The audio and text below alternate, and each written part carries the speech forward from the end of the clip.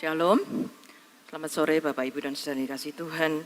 Kita sudah banyak memuji dan menyembah Tuhan dan saatnya kita akan bersama-sama belajar dari kebenaran firman Tuhan.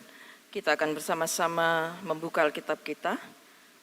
Kita akan bersama-sama memperhatikan kebenaran firman Tuhan yang terambil dari kitab Efesus pasal yang kedua, ayat yang pertama sampai ayat yang ke-10.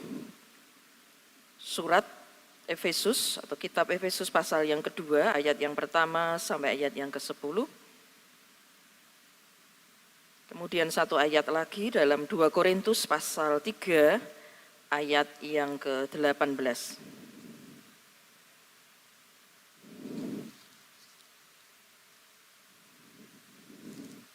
Saya undang Bapak Ibu dan Saudara untuk berdiri, kita akan membaca secara bergantian kitab Efesus pasal yang kedua, ayat yang pertama sampai ayat yang ke-10. Saya akan membaca ayat yang ganjil dan Bapak Ibu ayat yang genap. Surat Efesus pasal yang kedua, mulai ayat yang pertama. Kamu dahulu sudah mati karena pelanggaran-pelanggaran dan dosa-dosamu.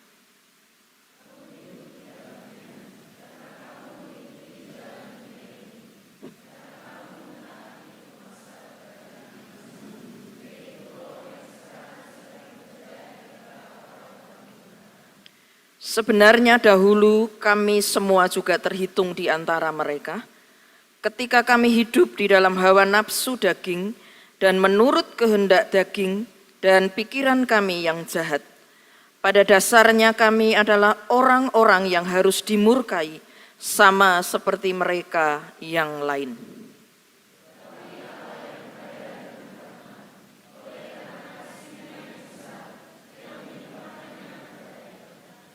Telah menghidupkan kita bersama-sama dengan Kristus, sekalipun kita telah mati oleh kesalahan-kesalahan kita. Oleh kasih karunia, kamu diselamatkan.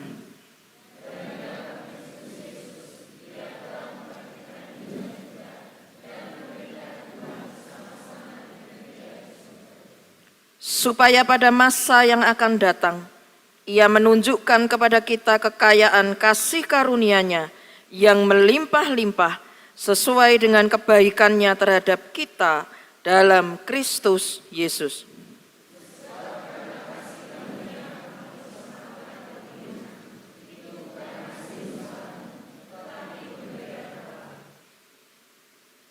Karena kita ini buatan Allah, itu bukan hasil pekerjaanmu, jangan ada orang yang memegahkan diri.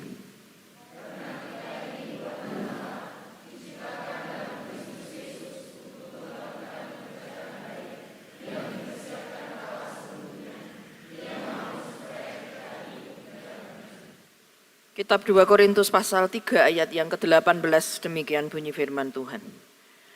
Dan kita semua mencerminkan kemuliaan Tuhan dengan muka yang tidak berselubung. Dan karena kemuliaan itu datangnya dari Tuhan yang adalah Roh, maka kita diubah menjadi serupa dengan gambar-Nya dalam kemuliaan yang semakin besar. Mari kita berdoa sekali lagi. Allah Bapa, Allah Putra, Allah Roh Kudus, di dalam nama Tuhan Yesus Kristus. Pada sore hari ini Tuhan, kami sungguh mengucap syukur. Kami boleh berada di rumah-Mu ini ya Tuhan. Kami sudah memuji, menyembah Engkau. Dan saat ini Tuhan, kami mau duduk diam di bawah kaki-Mu. Kami mau terus dengar-dengaran akan setiap kebenaran firman-Mu. Firman-Mu yang akan terus mengubah kehidupan kami ya Tuhan. Karena itu Allah Roh Kudus, Engkau menolong kami, Engkau mengurapi kami Tuhan, pribadi demi pribadi. Biarlah kami dapat fokus Tuhan kepada setiap kebenaran firman-Mu, sehingga kami boleh menangkap pesan Tuhan sore hari ini. Kami menyadari dalam kehidupan kami ini Tuhan, kami senantiasa membutuhkan tuntunan, bimbingan, agar kehidupan kami menjadi semakin serupa dengan Engkau, ya Kristus. Allah Roh Kudus, Engkau urapi hamba-Mu dengan segala keterbatasan dan kelemahan hamba. Kau layakkan lidah bibir hamba-Mu untuk menyampaikan kebenaran firman Tuhan sore hari ini. Kami menyerahkan pemberitaan firman-Mu ya Tuhan. hanya di dalam nama Tuhan kami, Yesus Kristus. Haleluya. Amin. Silakan duduk Bapak, Ibu, dan Saudara. Sore hari ini firman Tuhan saya berikan sebuah tema, yaitu kehidupan yang progresif. Ini adalah sebuah kerinduan, komitmen kita sebagai orang Kristen, bukan mengalami sebuah kehidupan yang stagnan, artinya tetap seperti itu, statis, tidak ada perkembangan. Tetapi kita mau punya komitmen untuk terus ke arah kemajuan. Sebelum kita belajar bersama dari kebenaran firman Tuhan, kita akan mendengarkan sedikit kesaksian. Mungkin Bapak, Ibu, dan Saudara pernah mendengarkan kesaksian ini, ya. Mungkin ada di antara Bapak, Ibu, karena dia juga Saudara Jonathan Tan ini juga sudah menuliskan dalam sebuah buku. Kita akan mendengarkan kesaksiannya. Ya, saya persilahkan tim multimedia. Sebagai manusia kita bisa membuat keputusan yang salah dalam kehidupan ini. Entah itu terpengaruh oleh teman, atau mungkin ada paham-paham atau ideologis yang salah yang pernah kita terima dalam kehidupan ini. Nah, ada seseorang yang kami kenal dengan sangat dekat, bahkan sekarang menjadi sahabat gitu ya. Beliau ini adalah seorang pelaku LGBT. Nah, kemudian pada waktu kehidupannya dia ini lahir sebagai seorang laki-laki, tetapi kemudian ketika berumur 18 tahun memutuskan untuk mulai operasi sehingga mempunyai payudara.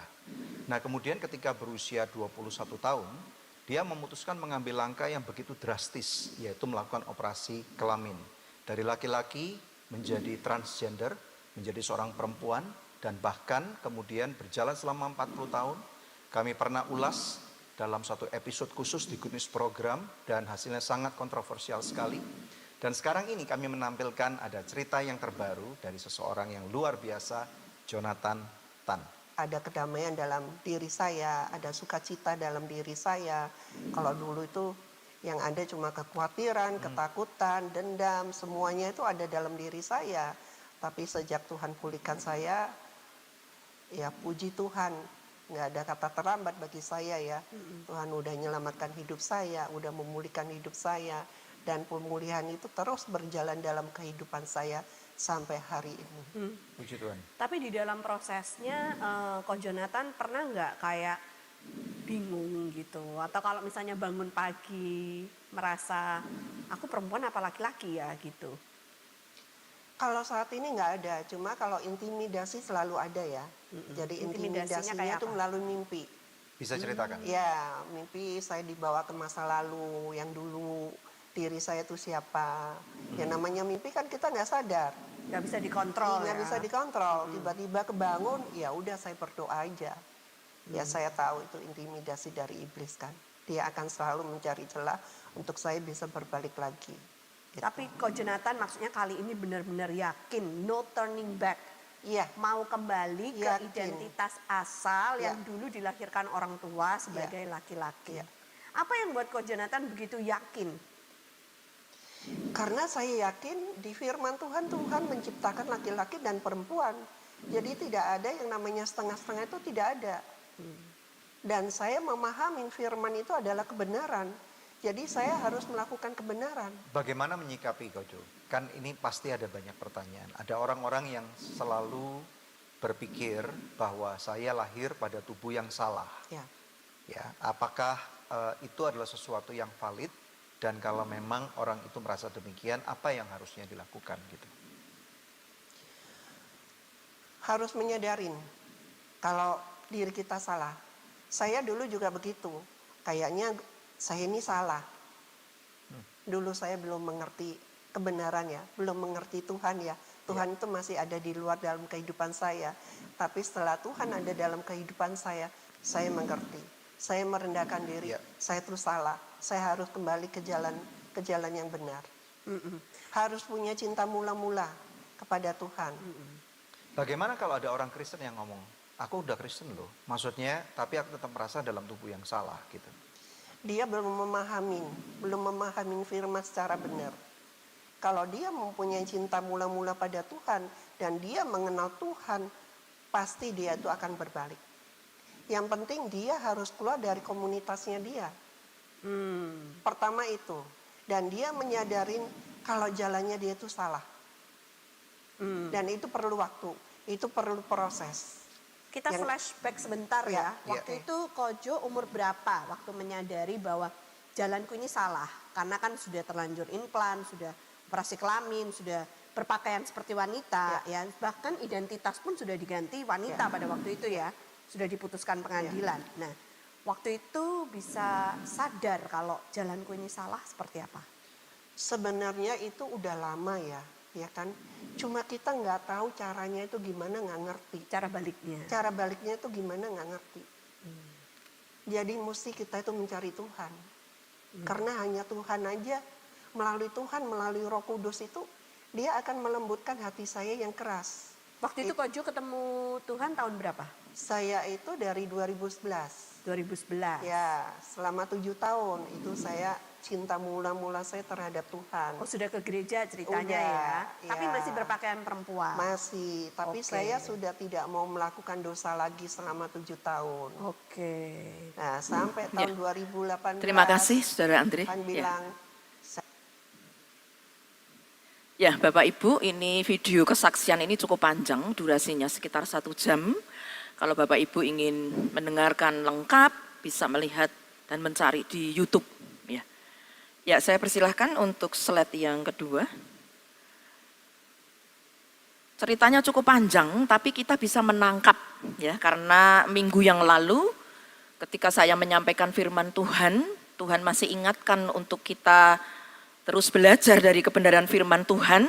Bapak, Ibu, dan Saudara masih ingat ya firman Tuhan minggu yang lalu ketika saya sampaikan di minggu terakhir, bulan terakhir dari bulan keluarga, apakah sumber kebahagiaan keluarga Kristen? Masih ingat ayatnya di mana Bapak Ibu? Kitab Mazmur ya, pasal yang pertama, ayat yang pertama sampai yang ketiga, kemudian 2 Timotius pasal 3 ayat yang ke-16. Ya. Tadi kita mendengarkan kesaksian dari Jonathan Tan ini. Kita harus menjauh dari komunitas gitu kan. Nah, itu seperti Mazmur pasal yang pertama, jangan berjalan, jangan duduk ya. Bersama-sama dengan orang yang tidak kenal Tuhan. Dan kebahagiaan itu di kesaksian yang lain Jonathan ini mengatakan, lama-lama aku jenuh, lama-lama aku tidak punya damai sejahtera, kebahagiaan sejati itu tidak ada. Dan tadi kita mendengarkan intinya adalah ketika cinta mula-mula itu kan ya Bapak Ibu, ketika dia kemudian diingatkan kembali dengan cinta mula-mula, kembali kepada firman Tuhan.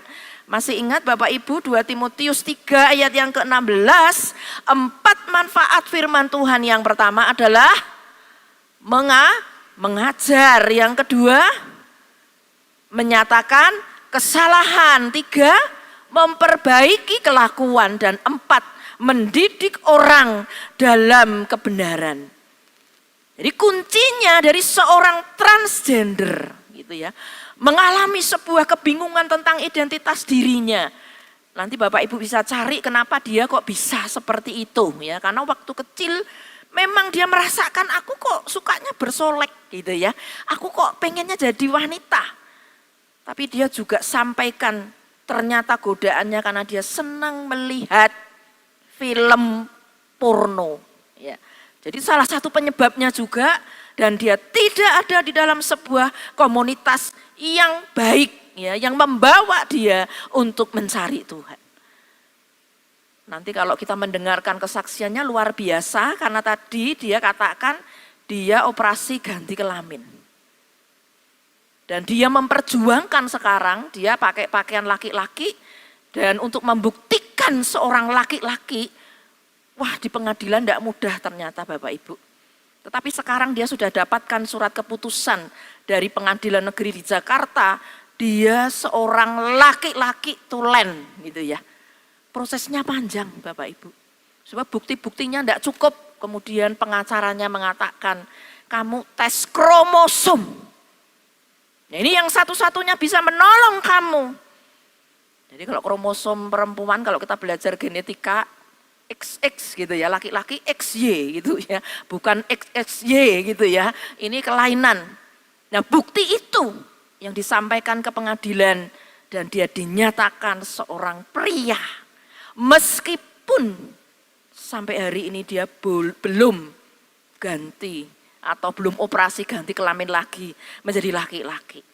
Ini juga sebuah perjuangan Bapak Ibu ya. Karena ada yang tanya gitu ya, hostnya tanya lah, kalau kamu ke toilet sekarang bagaimana? Ke perempuan apa laki-laki? Gitu ya. Ya aku ke tempatnya yang laki-laki, tapi aku masuk yang di dalam gitu ya. Bapak Ibu dan Saudara, kita akan belajar bersama. Slide yang selanjutnya. Kehidupan yang progresif, kehidupan yang ke arah kemajuan. Jadi dalam kehidupan kita sebagai orang Kristen, Bapak Ibu dan Saudara, dasarnya itu sebetulnya sudah pernah disampaikan oleh Rasul Paulus di dalam Roma pasal 12 ayat yang kedua, sebuah ayat yang sudah sering kita dengar ya Bapak Ibu dan Saudara. Kitab Roma pasal yang ke-12 ayat yang kedua. Dan janganlah kamu menjadi serupa dengan dunia ini, tetapi berubahlah oleh pembaharuan budimu, sehingga kamu dapat membedakan manakah kehendak Allah, apa yang baik, yang berkenan kepada Allah, dan yang sempurna. Rasul Paulus menyatakan ini untuk memberikan pengertian kepada kita. Ketika kita lahir baru, ketika kita bertobat, Bapak Ibu dan Saudara, tidak langsung begitu ya, Pak betunduk gitu ya. Tiba-tiba kita berubah, tiba-tiba kita menjadi orang yang baik, orang yang kudus gitu ya. Tidak. Tetapi di sini Rasul Paulus memakai kata, janganlah kamu menjadi serupa dengan dunia ini. Dunia ini punya standar, punya nilai-nilai yang tidak sesuai dengan kebenaran firman Tuhan. Tetapi di sini dikatakan berubahlah oleh pembaruan budimu. Kenapa di sini saya berikan gambar kalau kita belajar waktu SD, SMP, SMA, ya, belajar biologi. Ternyata kata berubahlah diubah oleh pembaharuan pikiran. Kata berubah di sini Bapak Ibu dan Saudara itu ternyata berasal dari kata metamorfo. Ya. Dalam bahasa Inggris kita kenal metamorfosis, bahasa Indonesia metamorfosa. Ini memberikan sebuah gambaran perubahan atau transformasi rohani. Jadi kita mengingatnya lebih gampang gitu ya. Dari di sini dikatakan atau digambarkan telur, ulat, kepompong, kemudian jadi kupu-kupu. Jadi artinya ketika kita diubah, ketika kita ini mengalami pembaharuan, itu gambarannya seperti metamorfosis atau metamorfosa dari telur, ulat, dari ulat yang menjijikkan, yang jelek itu diubah jadi kupu-kupu yang sangat indah. Nah, kira-kira gambarannya seperti itu, Bapak Ibu. Dan di sini saya tuliskan, berubahlah, diubah oleh pembaharuan budi. Budi ini adalah pikiran. Jadi pertama kali ketika kita mendengar firman, ketika Roh Kudus menolong kita, wah aku harus berubah, aku kok hidup dalam kegelapan gitu ya. Nah ini sebetulnya arti katanya adalah metanoia, ketika pikiran kita diubahkan lalu kita berbalik. Ya. Jadi berbalik itu tidak 90 derajat tapi 180 derajat, kita berbalik. Berbalik dari mana? Yang jahat menuju ke yang baik. Dari manusia lama menjadi manusia yang baru. Dan di sini saya tuliskan perubahan radikal dan total dari dalam diri seseorang melalui pembaharuan budi. Radikal itu apa toh Bapak Ibu? Perubahan yang mendasar. Oh, aku ini manusia yang berdosa. Aku ini harus percaya kepada Kristus.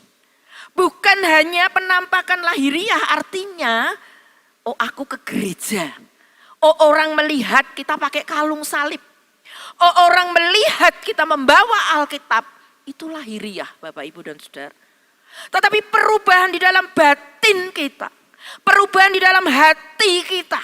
Bapak Ibu dan Saudara. Maka di dalam kitab 2 Korintus pasal 5 ayat yang ke-17 dikatakan. Siapa yang ada di dalam Kristus adalah ciptaan baru. Ya. Tadi berbalik itu arah sana, berbaliknya ndak miring gini ya, ini setengah-setengah. Masih ikut dunia, kedagingan, kadang-kadang ya baik, kadang-kadang jahat. Ndak begitu ya. Jadi ketika berbalik itu ya berbalik 180 derajat mengarahnya ke sana. Ya. Bapak, Ibu dan Saudara, ciptaan baru. Kita ndak boleh jadi orang Kristen yang mungkin kalau orang Jawa bilang datnyeng gitu ya. Kadang baik, kadang jahat, itu enggak bisa Bapak, Ibu dan Saudara. Jadi orang Kristen, orang melihat kita, ini kok kadang-kadang kayak Kristus, kok kayak iblis, itu enggak bisa Bapak, Ibu dan Saudara. Jadi kalau saya gambarkan ciptaan baru, hati yang baru, itu kalau saya gambarkan seperti misalnya kita punya mobil, ya, bukan diservis mobil itu. Ganti apanya Bapak Ibu? Ganti mesin. Gitu ya. Oh ini diservis, kok rusak lagi. Kok diservis, rusak lagi. Yang benar adalah ini harus diganti mesinnya. Diganti yang baru. Nah ini kira-kira gambarannya seperti itu Bapak Ibu dan Saudara. Jadi di dalam kehidupan kita, manusia sudah jatuh ke dalam dosa, itu namanya apa? Kalau orang sudah jatuh di dalam dosa, namanya pendosa. Nah ini identitas ini Bapak, Ibu dan Saudara, kita tidak bisa hilangkan karena memang seperti itu. Dari pendosa, kemudian kita diubah untuk menjadi orang Kristen, orang yang semakin berkenan, menjadi orang yang semakin kudus. Nah ini tidak bisa kalau digambarkan seperti mobil tadi. Ya udahlah, tidak apa-apa, aku tidak usah sungguh-sungguh bertobat gitu ya. Aku tidak usah sungguh-sungguh lahir baru. Yang penting aku ke gereja. Ketika ditanya kamu agamanya apa? Kristen. Pertanyaannya, Kristen yang bagaimana Bapak, Ibu dan Saudara? Itu tadi baru salah satu contoh ya, seorang yang mengaku Kristen, Jonathan tadi. Kalau Bapak, Ibu dan Saudara nanti mendengarkan, apa tuh pekerjaannya dia? Ya sudah jatuh ke dalam dosa itu sudah sangat dalam. Jadi waktu dia jadi wanita, cantik ya tadi Bapak Ibu ya. Orang tidak mengira kalau ini aslinya pria. Jadi waktu dia jadi wanita namanya, karena Jonathan Tan, jadi wanita namanya Tania. Ya. Ternyata pekerjaannya apa? Pekerja seks komersial. Ya orang tidak tahu. Dia operasi ganti kelamin, ganti nama Tania, cuantiknya malah lebih cantik nih dari cewek-cewek. Pekerjaannya apa? Pekerja seks komersial. Bahkan dia pernah menikah 2 tahun, bayangkan Bapak Ibu. Tapi setelah pasangannya kemudian tahu, gitu ya. O-nya bunder gitu ya. Oh ternyata aslinya dia bukan wanita tulen, cerai Bapak Ibu dan Saudara. Nah disitulah titik terendah dalam hidupnya. Dia kayaknya jadi pekerja seks komersial sebagai seorang yang cantik dan dia banyak mendapatkan uang. Di satu titik pernikahan juga enggak menjamin, pekerjaan enggak menjamin, banyak uang enggak menjamin. Dan di titik terendah itulah baru dia menyadari semua itu semu. Tidak ada damai sejahtera dalam hidupnya. Dan disitulah dia kembali kepada Tuhan. Bapak, Ibu, dan saudara yang dikasihi Tuhan, jadi di sini dijelaskan di dalam Roma pasal 12 ayat yang kedua, perubahan radikal, perubahan yang mendasar dalam kehidupan kita. Bukan perubahan dari lahiriah kita. Cara berpakaian kita, penampilan kita, bukan. Tapi batin kita ini ya. Hati kita ini. Apakah kita benar-benar di hadapan Tuhan itu, oh memang kamu sudah lahir baru, kamu sudah mengalami perubahan. Karena di luar sana kita juga banyak mendengar ya Bapak Ibu. Wong Kristen kok kaya ngono, gitu ya. Katanya Kristen, katanya pengikut Tuhan. Kok embel-embel tadi ya, identitas pendosa, itu masih melekat dalam dirinya. Nah ini tidak cocok. Perubahan radikal dan total dari dalam diri seseorang melalui pembaharuan budi atau pikiran. Ketika saya merenungkan kebenaran firman Tuhan ini, Bapak, Ibu, dan Saudara. Berapa lama kita ini bisa berubah total dan menjadi serupa, semakin serupa dengan Kristus, Bapak, Ibu, dan Saudara. Dibutuhkan waktu berapa lama? Kalau diberikan ilustrasi tadi, telur, ulat, kepompong jadi kupu-kupu, ya nanti kita akan melihat. Kepompong itu kan di situ ada selaputnya gitu ya. Nah nanti kita akan melihat dari kitab Efesus, kita tetap pakai ilustrasi ini. Berubah total. Dari yang pendosa menjadi orang Kristen, orang yang percaya, yang diperkenan Tuhan. Butuh berapa lama Bapak Ibu? Cukup setahun, 2 tahun? Tidak. Di sepanjang kehidupan kita. Karena ternyata ketika berbalik tadi dari sana, manusia lama, hidup lama, kemudian kita berbalik ke sana. Apa lancar-lancar saja kayak jalan tol? Enggak. Nanti sudah di tengah-tengah.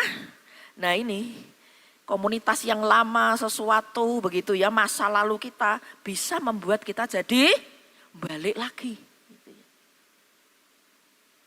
Ini bukan sebuah hal yang ringan, mudah Bapak Ibu.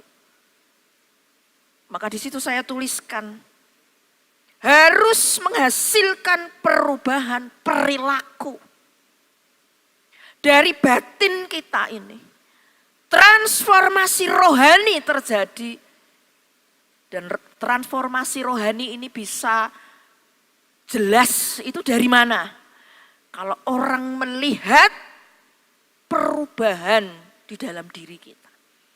Dan itu harus teruji Bapak, Ibu, dan Saudara. Bukan tadi datnyeng ya kata orang Jawa.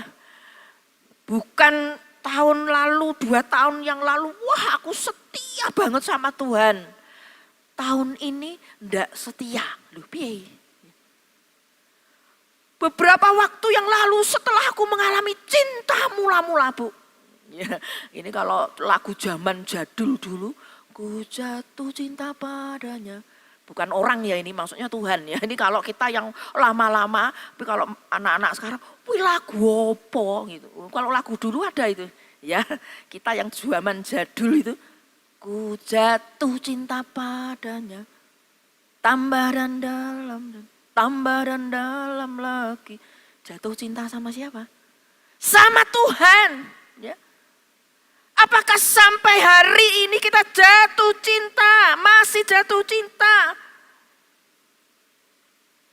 Cinta mula-mula kita. Waduh Bu, itu sudah puluhan tahun yang lalu. Kayaknya sekarang cintanya kok pudar gitu ya. Apakah demikian Bapak Ibu dan Saudara? Jadi di sini diubah secara progresif.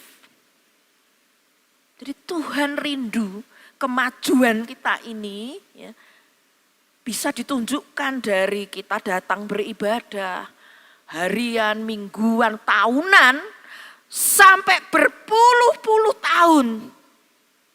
Grafiknya bukan kemudian naik turun, tapi diharapkan semakin naik.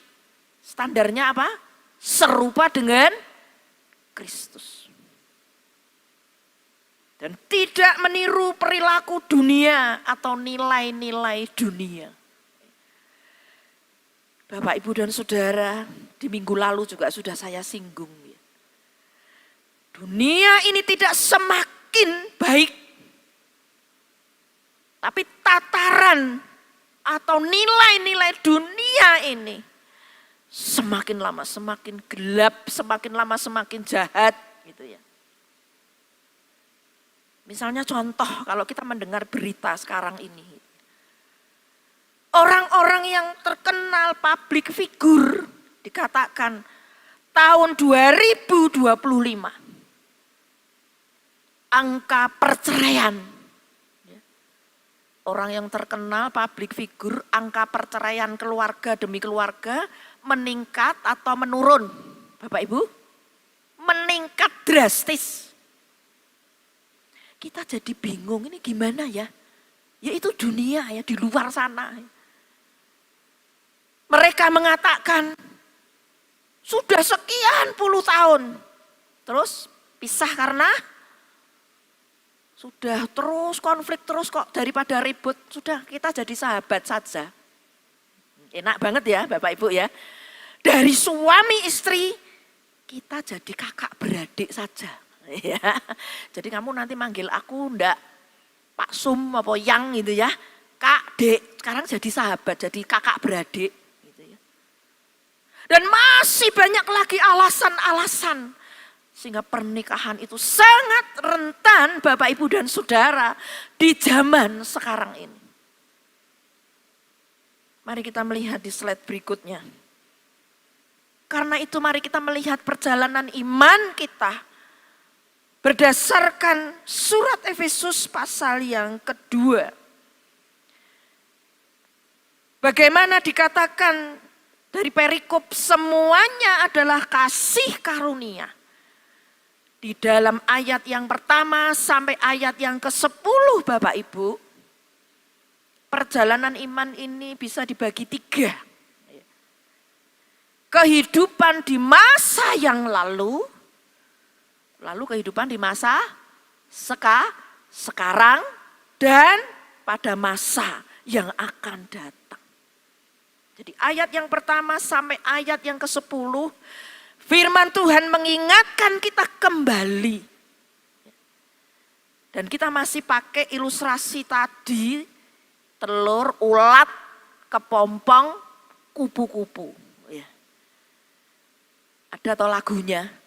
Saya pernah dengar ya, cuma udah lupa ya, ada itu sampai dibuat lagu gitu ya. Mari kita melihat di bagian yang pertama, kehidupan yang dahulu, kehidupan masa yang lalu. Di ayat yang pertama dikatakan, kamu dahulu sudah mati karena pelanggaran-pelanggaran dan dosa-dosamu. Kamu hidup di dalamnya karena kamu mengikuti jalan dunia ini. Kita baca dari ayat 1, 2, sampai 3. Sebenarnya dahulu kami semua juga terhitung di antara mereka ketika kami hidup di dalam hawa nafsu daging dan menuruti kehendak daging dan pikiran kami yang jahat. Pada dasarnya kami adalah orang-orang yang harus dimurkai sama seperti mereka yang lain. Bapak, Ibu, dan Saudara, kita ini kalau berada di gereja sekarang ini, sesungguhnya sudah ada di kehidupan di masa sekarang, harusnya ya. Tapi mari kita melihat bersama,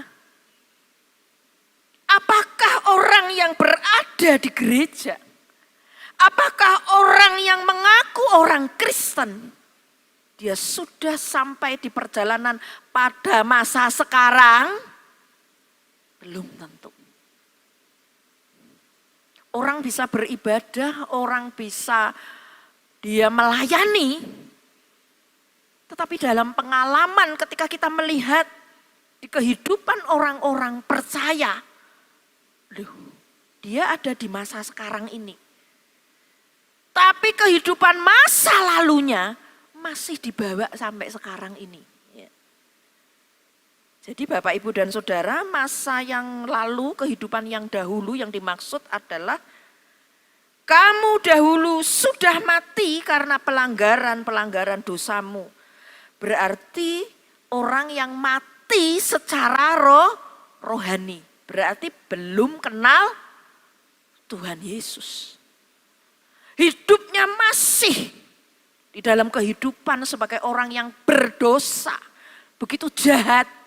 Mengikuti standar atau ukuran dunia ini. Nah, itu hidup masa yang lalu. Maka saya tuliskan di situ seperti ulat yang menjijikkan, gitu ya, Bapak Ibu. Jadi seperti tadi, berubahlah dari kata metamorfosis. Karena dimulai dari telur kemudian jadi ulat. Ulat itu menjijikkan. Ada yang suka ulat, Bapak Ibu? Ada yang ulat lalu dibuat mainan? Iya. Wah, begitu lihat aja sudah udah lari kita ya, udah bayangkan gitu ya. Menjijikkan, artinya kehidupan lama kita. Orang yang hidup dalam kejahatan, tidak sadar, tidak tahu malu gitu ya. Tadi sekilas tersirat ya, Jonathan tadi mengatakan, aku kalau mengingat kehidupanku yang lalu gitu ya, di bagian kesaksian yang lain dia juga sampaikan gitu ya. Aduh, aku sekarang ini kalau mengingat-ingat aku malu ya, perbuatanku itu sangat menjijikkan ya. Dan waktu itu aku kok nggak sadar ya. Nah ini Bapak, Ibu, dan Saudara. Apa betul toh orang itu tidak sadar? Jadi kalau tidak sadar pingsan berarti ya. Ya. Ketika orang belum menyadari memang sebagai seorang yang butuh Tuhan, sebagai orang yang berdosa, dan kita harus mengalami perubahan, mengalami lahir baru, dan bertobat sungguh-sungguh, itu berarti memang orangnya belum sadar. Belum sadar. Sehingga di luar sana ketika orang melakukan kejahatan, apa yang mereka katakan? Oh, ini sesuatu hal yang aku lakukan, aku membunuh orang, nyawa orang. Oh, ini enggak apa-apa, manusia itu apa toh artinya? Loh. Jadi dianggap membunuh itu, manusia itu enggak terlalu berharga. Lah apa bedanya dengan membunuh apa ini binatang ya Bapak, Ibu, dan Saudara. Berarti standar ukuran itu sangat-sangat jauh berbeda. Dan orang tinggal mengatakan aku khilaf, aku tidak sadar waktu itu. Aku tidak punya pemahaman bahwa manusia itu sangat berharga di mata Tuhan. Wah, enggak ada pemikiran-pemikiran seperti itu Bapak, Ibu, dan Saudara. Jadi di sini dikatakan di dalam surat Efesus pasal yang kedua, ayat pertama sampai yang ketiga, kamu dahulu sudah mati, artinya kita mati secara rohani. Saya yakin dan percaya ketika Bapak Ibu masih setia dan tekun berada di rumah Tuhan sampai hari ini, kita terus mengalami perubahan. Slide yang berikutnya. Sehingga kita Kalau sekarang saya tanya, mari kita jawab secara jujur dalam diri kita. Kita ada di tahap yang mana? Oh, kalau yang masa lalu sudah aku lewati, Bu. Ya. Waduh, aku kalau mengingat masa laluku, Bu, aku mati secara rohani. Aduh, pelanggaranku luar biasa. Belum lagi ketika kita melihat masa lalu kita yang begitu gelap, ya. Karena kita bukan berasal dari keluarga yang harmonis. Wah, itu ditambah lagi gitu ya. Wah, aku kalau mengingat masa laluku, Bu, wah ngeri gitu ya. Tapi kita tidak hanya berhenti di masa lalu ya Bapak, Ibu, dan Saudara. Mari kita lihat di ayat yang keempat, kata penghubung di situ. Tetapi Allah yang kaya dengan rahmat, oleh karena kasih-Nya yang besar yang dilimpahkannya kepada kita, telah menghidupkan kita bersama-sama dengan Kristus. Sekalipun kita telah mati oleh kesalahan-kesalahan kita. Oleh kasih karunia kamu diselamatkan. Dan di dalam Kristus Yesus Ia telah membangkitkan kita juga dan memberikan tempat bersama-sama dengan Dia di surga. Bapak, Ibu, dan Saudara, kalau kita mengingat masa lalu kita, aduh Bu, ngeri gitu ya. Kalau kita masing-masing bisa sharing, kita bisa mengatakan, aduh aku kalau mengingat lagi 5 tahun yang lalu, 10 tahun yang lalu, 20 tahun yang lalu sebelum aku berjumpa dengan Tuhan, aku mati secara rohani. Aduh ngeri Bu, ngeri. Bapak Ibu, ketika saya membaca kebenaran firman Tuhan ini di dalam persiapan, saya juga seperti muter film gitu ya. Saya mengingat puluhan tahun yang lalu, 25 tahun yang lalu, 30 tahun yang lalu, bahkan ketika masa remaja saya 40 tahun yang lalu gitu ya. Waduh, saya diingatkan. Banyak pelanggaran-pelanggaran, mati secara rohani. Aduh, ngeri ya. Punya kepahitan, punya kebencian dengan ayah sampai seperti itu, gitu ya. Punya hal-hal yang enggak benar di hadapan Tuhan. Tetapi kalau saya bisa ada sampai hari ini, kalau kita ada sore hari ini, Bapak, Ibu, dan Saudara, ayat yang keempat ini. Tetapi Allah yang kaya dengan rahmat dan karena kasih-Nya yang dilimpahkan kepada kita, menghidupkan kita. Kita dibangkitkan oleh Yesus dari kematian rohani.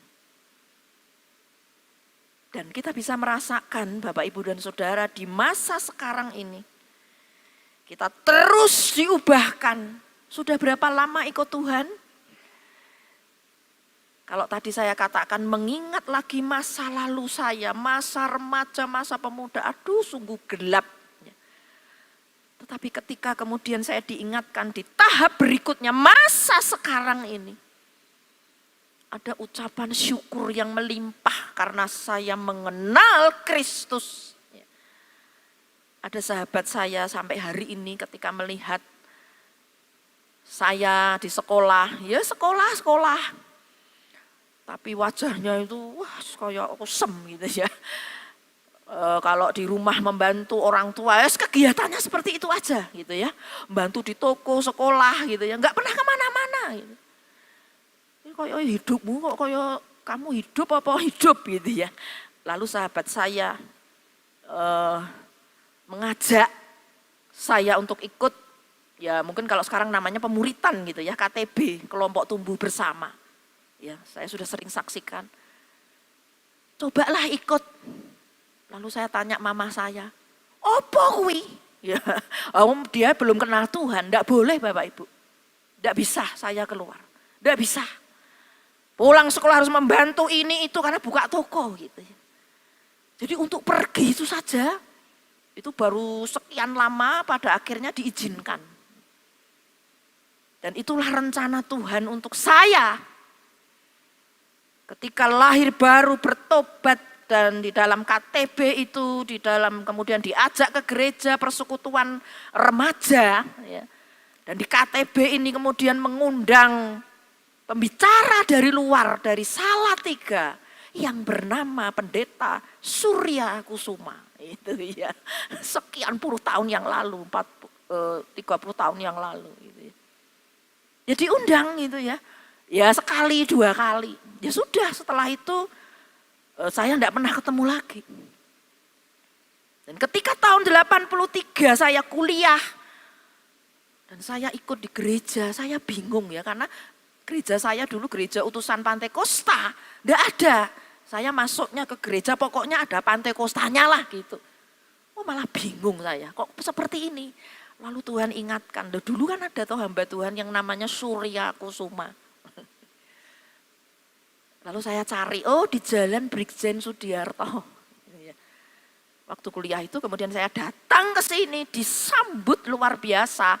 Jadi kalau yang sebelumnya saya tidak mau nyebut ya gerejanya.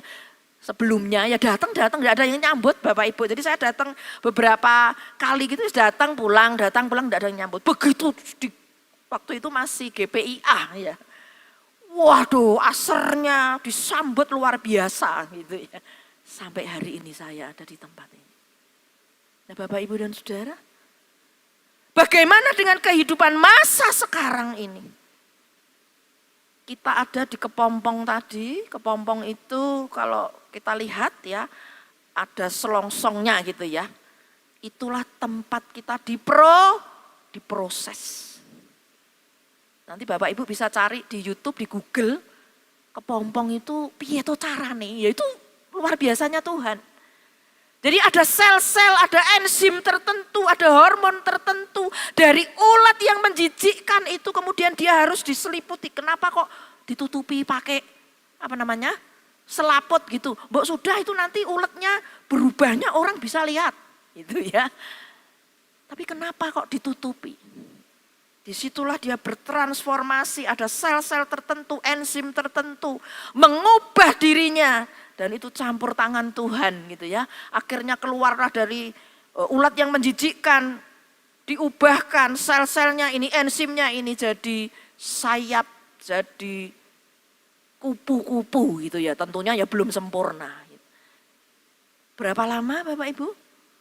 Bisa seminggu, bisa ada spesies tertentu bulanan, bahkan ada yang 2 tahun. Ada serangga yang ada di Kepompong itu 2 tahun. Ini artinya apa? Ketika kita sedang diproses seperti ulat di dalam kepompong itu. Untuk menjadi kupu-kupu yang indah. Tidak mudah Bapak Ibu dan Saudara. Tetapi kita bisa bertahan sampai hari ini. Karena kita mau diubahkan. Yang terakhir kehidupan slide yang selanjutnya. Kehidupan pada masa mendatang. Jadi kita tidak berhenti di masa lalu, masa sekarang. Kita baca tadi ayat 7 sampai 10, ayat yang ke-6 juga dikatakan memberikan tempat bersama-sama dengan Dia di surga. Apakah masa lalu itu menentukan masa depan kita? Tidak selalu. Aduh, masa laluku begitu gelap, tapi ketika kita berjumpa dengan Kristus seperti saya ketika saya remaja. Sampai sahabat saya mengatakan kamu itu kok hidupmu kayak gitu ya. Matsu ya, masa depanmu suram, kamu tuh nggak ngerti apa-apa gitu, kayaknya piye gitu ya. Tapi ketika kemudian kita bertemu dengan Kristus, kita tahu Tuhan menjanjikan kita masa depan yang penuh dengan damai sejahtera, itu janjinya. Dan masa yang akan datang ini, hidup yang kekal, kita tinggal bersama Yesus di ayat yang ke-6.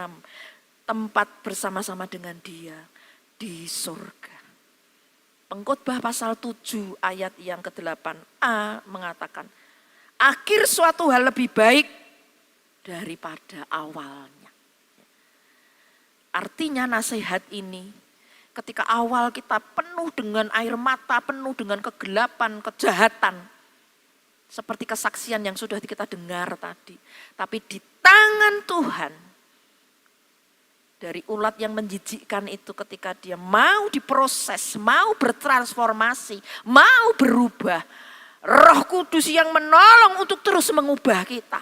Firman Tuhan yang kita dengarkan, mengajar, menyatakan kesalahan, memperbaiki kelakuan, mendidik kita di dalam kebenaran. Kita selalu ada di dalam kebenaran, kita selalu mencari Tuhan.